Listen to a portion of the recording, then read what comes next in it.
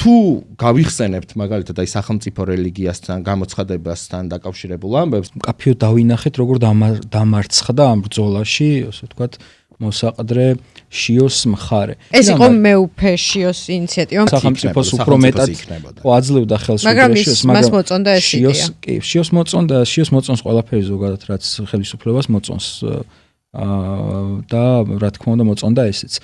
და ძალიან, ასე ვთქვათ, ცდილობდა რომ ეს საქმე გაეტანა ბოლომდე, თუმცა არ გამოუვიდა და ეს იყო საკმაოდ დიდი მარცხი მისი, მათ შორის ხელისუფლების თვალშიც ძალიან დაკნინდა, ასე ვთქვათ, შიოს ავტორიტეტი, იმიტომ რომ მან ვერ შეძლო ამ საკითხის გატანა ვერაფრით.